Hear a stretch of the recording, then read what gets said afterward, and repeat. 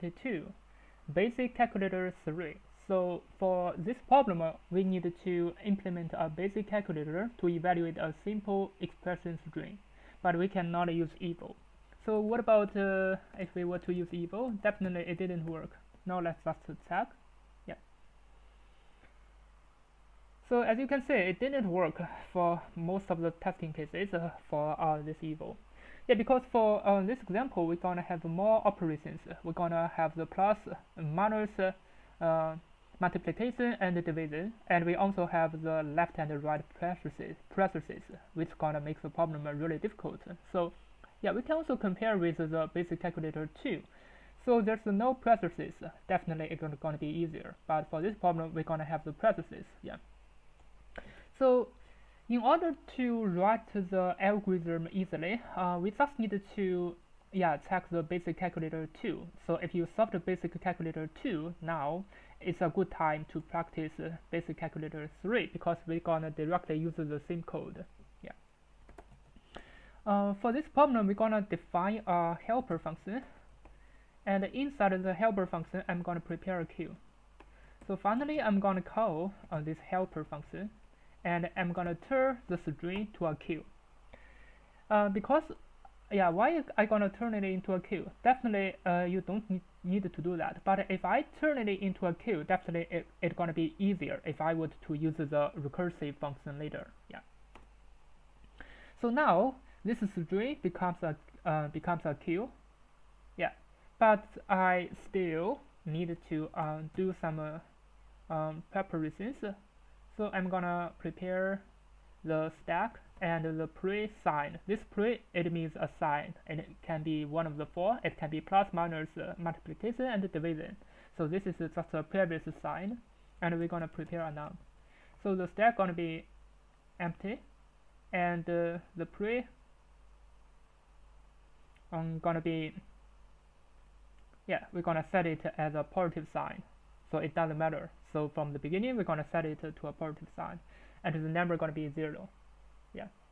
So for example, processes with 1 to 1. Yeah.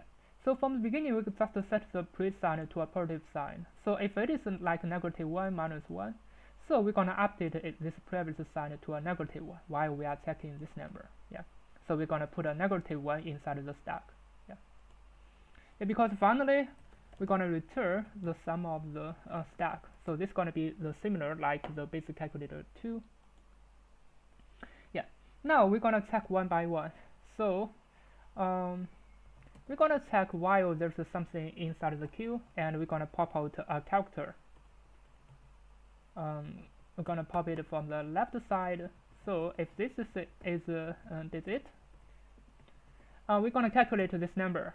Yeah. So the number gonna be equal to number times 10 plus integer of this character. Yeah. So this is the number. So currently, let's do not consider the left and the right processes. Let's just consider the calculation just exactly like the basic calculator 2. So what is gonna happen is that we're gonna check this character. Yeah. So if C is inside, it's gonna be the 4 operators. Yeah. Or not Q, because we're gonna pop Q from the beginning. Yeah, if we pop out this Q, the Q can become empty, but we're gonna still do the last operation. Yeah, so it's gonna be one of the 4 operations. Basically, we need to check this pre-character, so it can be one of the 4. Yeah. So let's just write one of the 4 operations. So it can be multiplication, or it can be division. Yeah. So this is the 4 operations check. Basically, this is going to be easier. So after that, we're going to update the previous sign and the number. Yeah. So the number and previous sign are going to be 0, and previous sign are going to be this character. Yeah. So this is without processes. Basically, everything should be okay. Yeah. Now, what happens if there's a processes, like the left and the right? Let's consider that later, but let's just finish the calculations from here. So from here, we're gonna use the stack. We're gonna append the value. It's gonna be a num, and for this one, it's gonna be append a value of negative num, and from this one, it's gonna be append a value of stack dot pop times the num. Yeah, and for the last one, let me just copy it. So it's gonna be stack dot pop divided this num, and we need to turn this into an integer because we need the final result gonna be an integer. Yeah, like here, there's gonna be a lot of divisions, but the final result gonna be integer. Yeah. So currently it seems everything should be okay, but we didn't consider the left and the right processes. But what happens if there is? Yeah. Now let me just delete the third testing case maybe. Yeah. Just test the first two testing cases. Just check that if it works. Yeah, as you can see, it works for the first two testing cases. Now let's just add another testing case.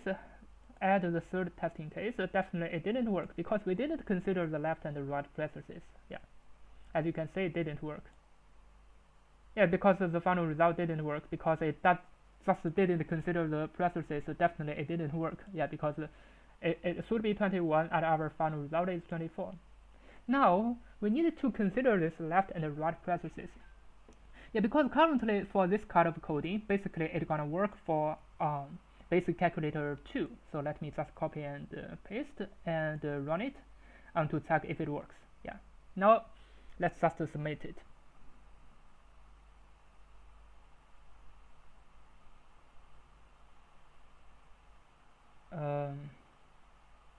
Yeah, as you can see, it works and it's pretty fast. But basically this is for calculator 2. Now we're gonna add the processes. Actually, these processes, because we are using a queue, we can directly calculate the processes from here. Yeah. So this is for this character C. If it is a number, we're gonna accumulate. But what if this character is left processes? We're gonna directly calculate the num. It's gonna be a recursive function. It's gonna be helper with the queue. And after this kind of calculation, we need to check if this C might equal to a closing processes, and we need to break it. Yeah.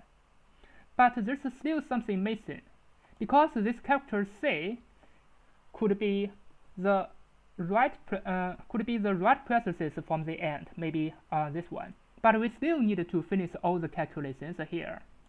Yeah, because this one is basically for the recursive function. So yeah, let's just use the example. So for example, like 1 plus 1. Yeah. So actually for the recursive function, this is 1, this is okay, this is a plus sign, this is okay. So this means inside of the stack, basically I need to put a 1. Yeah. Now what happens for this one? This is the previous sign. It's going to be a plus sign. Now what is 1 plus 1 with the left and right process? Definitely it is a 2. Yeah. So if it is not like left and right processes with 1 plus 1, it is only a number 2. So it is okay. We just put a 2 inside of the stack. Now we're gonna calculate the sum of them. It is 1 plus 2. Yeah. Now what happens is that we're gonna have the left and right processes. If we find this left processes, what are we gonna do? We're gonna start the recursive function. We're gonna check this helper queue. So currently this queue gonna start from this 1. Yeah, start from here. And if this queue starts from here, basically this is 1 plus 1, and we get a number of 2. Yeah, because for our function, actually, we can calculate this 1 plus 1. It is 2. But what if we find this closing processes? Yeah.